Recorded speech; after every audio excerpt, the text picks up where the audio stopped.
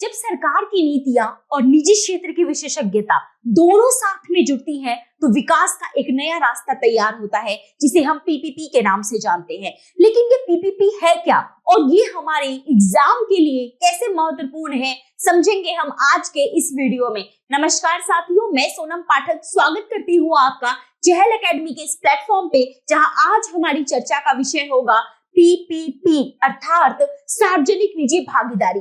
लेकिन ये सार्वजनिक निजी भागीदारी होती क्या है, पहले इसे हम समझते हैं। देखिए, सरकार के एक तो कुछ क्षेत्र होते हैं जिसपे यहाँ पर सरकार का नियंत्रण होता है, सरकार का स्वामित्व होता है। कितना स्वामित्व, अर्थात यहाँ पर जिस क्षेत्र में 51% से ज्यादा, कितना 51% से ज्यादा यहाँ पर सरकारी स्वामित्व है, ऐसे क्षेत्रों को हम सार्वजनिक क्षेत्र के नाम से जानते हैं। लेकिन जिन क्षेत्रों में 51% से यहाँ पर कम जो है, क्या है, 51% से कम अगर यहाँ पर सरकार का स्वामित्व है, वैसे क्षेत्र जो है वो हमारे निजी क्षेत्र के तौर पर जाने जाते हैं। जब इन दोनों की यहाँ पर भागीदारी होती है, जब सरकार कुछ समय के लिए निजी क्षेत्रों की सेवाएं लेती है और निजी क्षेत्र भी यहाँ पर सरकारी जो है वो नीतियों का लाभ उठा रही है, तो ये दोनों मिलकर एक जो है क्या कर रहे हैं, एक अनुबंध कर रहे हैं।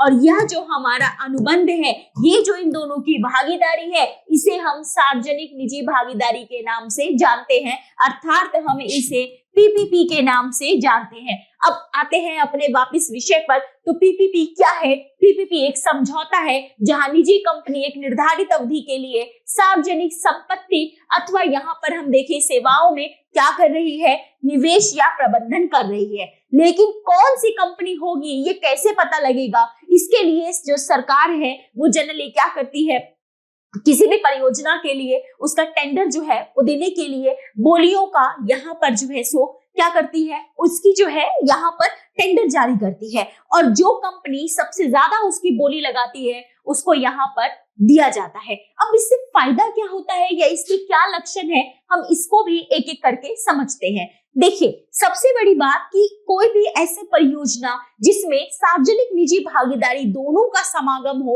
उसमें हम देखते हैं कि परियोजनाओं की जिम्मेदारी को निजी क्षेत्र साझा कर रहा होता है। निजी क्षेत्र वहां पे परियोजनाओं को क्या कर रहा होता है, साझा कर रहा होता है, और जो सार्वजनिक क्षेत्र है वो निजी क्षेत्र के उस परियोजनाओं पे किस तरीके से काम कर रहा है निजी क्षेत्र, उसका यहाँ पर मूल्यांकन जो है वो कर रहा होता है, निरीक्षण कर रहा होता है। यहाँ पर जो है वो कॉस्ट बियरिंग, उपभोक्ता कैसे पैसा दे रहा है, उसकी भी निगरानी यहाँ पर किया जाता है। इसके अलावा पूरा जो है वहां पे जो है कैसा प्रदर्शन चल रहा है, इसका मूल्यांकन किया जाता है। लेकिन प्रश्न ये आता है कि यहाँ पर इसकी आवश्यकता क्यों है? क्यों ना कुछ परियोजना सीधा सरकार चलाए, क्यों ना कुछ परियोजना सीधा निजी क्षेत्र चलाए, आखिर दोनों मिलकर क्यों चला रहे हैं? तो देखिए, सबसे बड़ी बात हमें ये समझना होगा कि भारत, ठीक है, हमारा एक विकासशील देश है, विकासशील देश है। हम ना तो पूरी तरह से पूंजीवादी अर्थव्यवस्था वाले देश है जहां पर हम पूरा ही मार्केट पे छोड़ दें, और ना हम यहाँ पर पूरी तरह से समाजवादी देश है जहां पर सारी नीतियां यहाँ पर कौन है, सीधा क्या करे, यहाँ पर जो है सो सरकार ही चलाए। हमारे पास पूंजी की एक सीमितता है, एक लिमिटेशन है, और परियोजनाएं भी लागू करनी है। वही जो हमारा प्राइवेट सेक्टर है वो बहुत सारी चीजों में इन्वेस्टमेंट तो करना चाहता है, लेकिन डर रहा है। डर क्या रहा है, क्या उसे उसका सही लाभ मिलेगा, कहीं ऐसा तो नहीं है कि वो परियोजना फेल हो जाएगी। तो दोनों की अपनी अपनी लिमिटेशंस हैं। ऐसे में दोनों डिसाइड करते हैं कि क्यों ना मिलजुल के काम किया जाए। मतलब यहाँ पर अगर सरकार किसी परियोजना को डायरेक्ट अगर यहाँ पर अगर उस पे पैसा अगर इन्वेस्ट करती है, निवेश करती है, तो सरकार को क्या होगा, राजकोषीय घाटों का सामना करना पड़ेगा। सरकार की लिमिटेशंस है, वहां पर क्या है कि सरकार को पैसा अगर ज्यादा यहाँ पे खर्चा कर रही है तो राजकोषीय जो सीमा है उसको वहां पर कई बार जो है समस्याएं देखने को मिलती है। दूसरा यहाँ पर सबसे बड़ी बात है कि जो भी परियोजनाएं लागू हो रही है उनकी सही से मॉनिटरिंग, वो सही से लाभ जो है कमा सके, तो निजी क्षेत्र इस बात का जो है वो विशेष ध्यान रखती है, साथ ही उसका सही तरीके से संचालन को भी वो सुनिश्चित करती है। इसके अलावा जो निजी क्षेत्र का सबसे बड़ा डर होता है जोखिम का, उन्हें पता है कि यार यहाँ सरकार है, यहाँ हमारे हैंडलिंग के लिए कौन बैठा है? सरकार बैठी है, जो क्या करेगी, इससे जुड़े जोखिमों को, इससे जुड़ी आने वाली समस्याओं को क्या कर लेगी? साझा कर लेगी। तो जोखिम साझा होता है। और सरकार के लिए क्या फायदे हैं? सरकार के लिए फायदे है कि भाई उसके लिए क्या आएगा? इनोवेशन आएगा, नई तकनीक आएंगे, नया पैसा आएगा, इसके अलावा नई नई टेक्नोलॉजीज आएंगी, जिससे कोई भी परियोजना, कोई भी क्षेत्र या जहां भी इन्वेस्टमेंट हुआ है, कोई भी इंफ्रा हमारा ज्यादा मजबूत बनेगा। तो दोनों के लिए क्या होता है? एक विन विन सिचुएशन होती है। भाई सार्वजनिक के अपने बल्ले बल्ले, निजी क्षेत्र के अपने बल्ले बल्ले, तो दोनों सोचते हैं साथ में मिलेंगे तो कोई हमारा जो प्रोजेक्ट है वो ज्यादा अच्छा जो है रिटर्न दे पाएगा। तो इसी के संदर्भ में दोनों जो है यहाँ पर मिलकर काम कर रहे होते हैं। लेकिन ये जो दोनों मिलकर काम कर रहे हैं ना, इसके भी नाम है। क्या क्या नाम है? इसके अलग अलग नाम है। नाम कितने भी हो, काम एक ही है, लेकिन फिर भी हमें नामों के बारे में जानकारी होनी चाहिए। तो क्या है ये नाम, इसको समझते हैं। देखिए, सबसे पहला है बिल्ड ऑपरेट ट्रांसफर। क्या होता है ये बिल्ड ऑपरेट ट्रांसफर? इसमें क्या होता है कि बिल्ड प्राइवेट सेक्टर आई, मान लेते हैं, एक बार नाम दे देते हैं, नाम से थोड़ी चीजें आसान हो जाती हैं। नाम दे देते हैं हम कोई कंपनी का, कि क्या है? सुरेश की कंपनी। तो सुरेश की मान लीजिए कोई कंपनी है, उसने क्या किया? किसी प्रोजेक्ट को डिजाइन किया। डिजाइन किया, अच्छी बात है, उसको ऑपरेट भी कर रही है, और लास्ट में सुरेश की कंपनी क्या कर देगी? सरकार को कंपनी दे देगी। यही क्या कहलाएगा? Build operate transfer. बनाओ, ऑपरेट करो, ट्रांसफर कर दो, BOT model. Build on operate, इसमें क्या होगा कि जो निजी क्षेत्र होगा वो वहां पर कुछ सुविधाओं का निर्माण करेगा, बिल्ड करेगा, उसके अलावा ऑपरेट करेगा, ठीक है। लेकिन इसमें फर्क क्या आ जाता है? इसमें सरकार को नहीं ट्रांसफर कर रहा है, उसी पे क्या कर रहा है? अपना स्वामित्व जो है बनाए रखेगा। बिल्ड ऑन ऑपरेट ट्रांसफर, ये भी पहले के जैसा ही है। सुरेश की कंपनी बना रही है, उसको जो है सो यहाँ पर क्या करेगी? यहाँ पर जो है सो उसको क्या करेगी? प्रॉपर जो है उसको मॉनिटरिंग वगैरह करेगी, देखेगी। लेकिन अंततः यहाँ पर क्या होगा? स्वामित्व जो है वो वापस हस्तांतरित कर देती है। बिल्ड ऑपरेट लीज ट्रांसफर, इसमें क्या होगा कि कंपनी ने बनाया, फिर उसको पट्टे पर जो है यहाँ पर दे दिया, और फिर वहां पे लास्ट में जितना उसका पूरा किराया वगैरह जब वसूल हो जाता है तो सरकार को ट्रांसफर कर देगी। मान लीजिए कोई टोल टैक्स, इसने टोल का वो बना दिया, अब वो जितना उसने बनाया है उतने टाइम वहां से वो टोल कलेक्ट करेगी, पैसा अपना जो है इकट्ठा करेगी। जब एक बार उसकी राशि पूरी निकल जाएगी, उसका लाभ निकल जाएगा, फिर सरकार को वापस दे देगी। तो इस तरीके के ये मॉडल है। कुछ और मॉडलों की भी चर्चा है, जैसे कि हमारा एक मॉडल है DBFOT, design build finance operate transfer. भाई यहाँ पर हमारी सुरेश की कंपनी ने डिजाइन भी किया, प्रॉपर बनाया भी, पैसा भी दिया, और उसके बाद ट्रांसफर किया। तो अब आपके दिमाग में जरूर ये प्रश्न आ रहा होगा कि सुरेश की कंपनी ऐसा कर क्यों रही है? डिजाइन भी कर रही है, बना भी रही है, पैसा भी दे रही है, और फिर सरकार को ट्रांसफर कर देगी। जाहिर सी बात है, उसको सरकार कुछ टाइम के लिए देगी कि जाओ जरा अपना लाभ कमाओ, उसके बाद हमें वापिस कर दो। लीज डेवलप ऑपरेट, सरकार का यहाँ पे स्वामित्व होगा, लेकिन यहाँ पर क्या होगा? जो निजी क्षेत्र है उसको दे दिया जाएगा कि देखो हमारी कंपनी है, लेकिन एक काम करो, थोड़े टाइम के लिए चीजों को आप संभालो, और क्या करो, जो पैसा कमा रहे हो उससे हमें थोड़ा पैसा क्या दे देना? लाभ वाला हमें दे देना, मतलब हमें थोड़ा रेंट दे देना। जैसे कि सरकार बहुत सारी क्या कर रही है आजकल, ट्रेन, रेलवे सरकार का एक अधिकार है, लेकिन कुछ प्राइवेट ट्रेन उसमें चल रही है ना, जिसमें प्राइवेट सेक्टर को लाया गया है, जैसे तेजस ट्रेन है। अब उसमें आप देखेंगे कितनी बेटर फैसिलिटीज आपको मिल जाएंगी। तो वहां से जितना भी अगर मान लीजिए पैसा होगा, सरकार को कहेगी कि भाई इसमें से जो भी लाभ कमा रहे हो चलो हमें थोड़ा दो। तो इस तरीके से चीजें, संचालन और रखरखाव मतलब ऑपरेट एंड मेंटेनेंस, इसमें क्या होगा? निजी कंपनी जो सार्वजनिक जो चीजें होंगी, जो कंपनीज होंगी, उनका संचालन भी करेगी, उसका रखरखाव भी करेगी। और उसके अलावा एक लास्ट है हमारा HAM, इसमें क्या होगा? मिक्सड अप होता है, कुछ पैसा सरकार दे रही है और कुछ तो निजी क्षेत्र कर रहे हैं, तो दोनों यहाँ पर जो है सो एक तरीके का मिला जुला रूप है। अब सबसे बड़ी बात है इसका फायदा क्या होगा?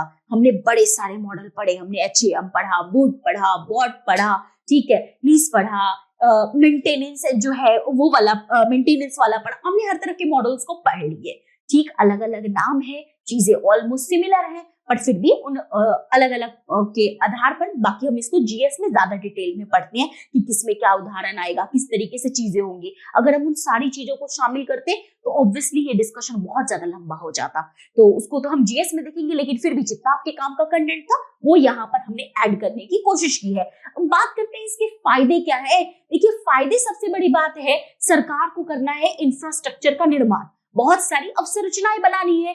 अब अगर सरकार को इंफ्रा बनाना है बच्चों, तो क्या करेगी सरकार? इन्वेस्टमेंट करे। इसे सरकार कहेगी अच्छा कोई बात नहीं, प्राइवेट सेक्टर आप इन्वेस्ट करो। तो सरकार को जो प्राइवेट सेक्टर की विशेषज्ञता है उसका जो है वो लाभ मिल जाता है और वित्तीय बोझ भी कम हो जाता है, इन्वेस्टमेंट आ जाता है इकोनॉमी में और चीजें बड़ी कुशलता से चल रही होती है, दक्षता जो है वो सुनिश्चित हो पाती है और निजी क्षेत्र का जोखिम साझा हो जाता है, जिसकी बात हमने ऑलरेडी कर ली थी। लेकिन यहाँ पर हमने बात की कि भाई प्राइवेट सेक्टर पैसा दे रहा है, क्या गवर्नमेंट के पास भी कोई मैकेनिज्म है? क्योंकि गवर्नमेंट को भी तो थोड़ा पैसा देना है, सहायता देना है। तो गवर्नमेंट कैसे देती है? गवर्नमेंट 3 तरीके से यहाँ पे है जो मुख्यतः दे रही है। वो 3 तरीके हैं, VGF, इसके अलावा है हमारा IIPDF और IIFCL। ये क्या है? ये 3 तरीके हैं जिससे सरकार जो है PPP परियोजनाओं में पैसा दे रही है। VGF में ये होता है कि जो भी प्राइवेट कंपनी आ रही है, जो सबसे ज्यादा बोली लगाएगी उसको परियोजना दे देंगे। लेकिन मान लो प्राइवेट कंपनी, हमारी सुरेश कंपनी कहती है अरे भाई हम इतना पैसा नहीं दे सकते हैं, इतना पैसा नहीं है हमारे पास, होता तो हम खुद नहीं बना लेते। सरकार कहती देखो ज्यादा परेशान मत हो, हम है ना, 40% पैसा क्या करेंगे, हम दे देंगे तुम्हारी परियोजना के लिए, काम तो शुरू करो। तो VGF में सरकार कुछ हद तक यहाँ पर क्या कर रही है? यहाँ पर फंडिंग कर रही है। फिर एक आता है भारत अवसंरचना परियोजना विकास निधि। इसमें क्या होगा कि अब जो भी परियोजना, जो भी प्रोजेक्ट्स लग रहा है, सुरेश की कंपनी कोई भी प्रोजेक्ट लगा रही है, सेंट्रल गवर्नमेंट में लगा रही है, स्टेट गवर्नमेंट में चला रही है या फिर लोकल गवर्नमेंट में, मान लीजिए कि गांव के क्षेत्र में कोई स्कूल वगैरह का उसने शुरू किया, यहाँ पर कहा जाएगा स्कूल तो एक अलग चीज है, उसने रोड बनवा दिया। अब उसने कोई भी ऐसा प्रोजेक्ट जो उसने लगवाया, सेंट्रल से लेकर स्टेट, चाहे वो बिल्कुल लोकल, वहां जो पैसा होगा रोड बनवाने के लिए, कहेगी सरकार ठीक है हमारी ये संस्था है, ये तुम्हें पैसा दे देगी, ज्यादा चिंता की आवश्यकता नहीं है। जैसे आपको बिल्कुल चिंता की आवश्यकता नहीं है, क्यों? क्योंकि आपके काम का जितना भी कंटेंट है वो हम यहाँ लेकर आते रहेंगे। यहाँ पर है नेक्स्ट, इंडिया अवसंरचना फाइनेंस कंपनी लिमिटेड। अब ये क्या होगी? जो लॉन्ग टर्म की इन्वेस्टमेंट है। अब मान लीजिए कोई ऐसा परियोजना है, कोई ऐसे प्रोजेक्ट है, कोई पोर्ट डेवलप करना है। अब पोर्ट भैया 1-2 महीने में तो डेवलप हो नहीं जाएगा, लंबे टाइम तक की डेवलपमेंट, उसको टाइम लगेगा पूरा करवाने में। या मान लीजिए कोई शहर का प्लानिंग करना है, कोई शहर को प्रॉपर डिजाइन करना है और तरीके से करना है, लॉन्ग टर्म इन्वेस्टमेंट चाहिए कि नहीं चाहिए? तो ऐसी परियोजनाएं जो बड़ी दीर्घकालिक है, लंबे टाइम की, 1 साल से ज्यादा की है, सरकार कहेगी कोई बात नहीं, हमारी एक और चीज है इंडिया अवसंरचना फाइनेंस कंपनी लिमिटेड, IIFCL, ये लॉन्ग टर्म की परियोजनाओं को क्या करेगी? फंड देगी। तो सरकार की तरफ से ये चीजें होती हैं। अब इसका क्या है, हम कुछ रुझान देख सकते हैं कि हाल में गवर्नमेंट द्वारा क्या क्या चीजें यहाँ पर की गई है। जैसे कि हम देखेंगे कि अभी हमारे पास नवंबर 2020 तक का डाटा है जो गवर्नमेंट का ऑफिशियल अपडेटेड है। जाहिर सी बात है इसमें जब नए रुझान आएंगे तो नए डाटा भी शामिल हो जाएंगे। लेकिन अभी इसको भी अगर हम ध्यान में रखें तो 1100 परियोजनाओं को ऑलरेडी यहाँ पर हम देखेंगे कि PPP के बेस पर चल रही है, जो लगभग $274.96 बिलियन की है। अपने आप में एक बड़ी राशि है, राइट ना। इसके अलावा हेल्थ सेक्टर में देखें तो हम ये देखते हैं कि जो नीति आयोग है हमारी सरकार का थिंक टैंक है। इस थिंक टैंक ने क्या किया है, जो गांव में, जो क्षेत्रों में, जो डिस्ट्रिक्ट्स में, जो छोटे छोटे जो स्वास्थ्य हॉस्पिटल्स जो होते हैं, जो छोटे छोटे स्वास्थ्य केंद्र होते हैं, डिस्ट्रिक्ट हॉस्पिटल्स होते हैं, उनको प्राइवेट के साथ जोड़ दिया है। बिजली क्षेत्र में हम देखें तो जब भी प्राइवेट कंपनीज को जो बिजली वितरण का जो काम सौंपा गया है उसमें काफी इंप्रूवमेंट आई है, ताकि देश में हर घर में बिजली की उपलब्धता सुनिश्चित हो सके। रेलवे को आधुनिकीकृत किया गया है, नई नई ट्रेनें आ गई हैं जैसे तेजस, है ना, आधुनिक सुविधाओं से युक्त। सरकार ने शहरी आवास, शहरों में सस्ता, किफायती और सतत घर बनाने के लिए PPP के साथ समझौता किया है। और इसी के संदर्भ में ये काम कैसे करे, सरकार ने देखो एक कमेटी गठित की थी 2015 में। हमारे माननीय जो है हमारे पूर्व वित्त मंत्री थे, अब तो स्वर्गीय वित्त मंत्री के रूप में हम कह सकते हैं, लेकिन क्या है, उनके द्वारा एक कमेटी गठित की गई थी। उस कमेटी का नाम था केलकर समिति। विजय केलकर इसके अध्यक्ष थे। तो यहाँ पर भी एक प्रश्न बनता है, सबसे बड़ी बात कि केलकर समिति किससे संबंधित है?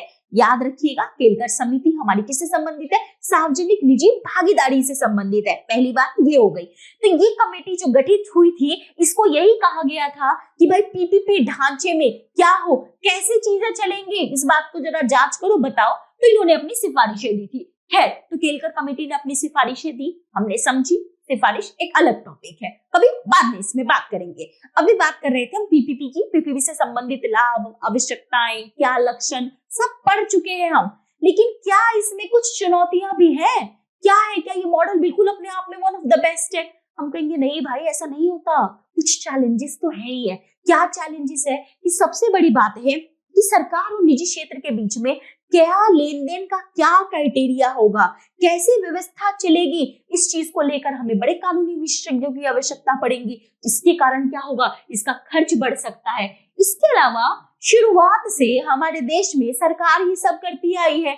अचानक से हम ये बिल्कुल एक नया सिस्टम लेकर आएंगे तो महंगा पड़ेगा कि नहीं पड़ेगा, ये अपने आप में महंगा सौदा है। उसके अलावा कैसे आप निजी क्षेत्र से अनुपालन करवा पाओगे, ये भी एक बड़ी चुनौती है।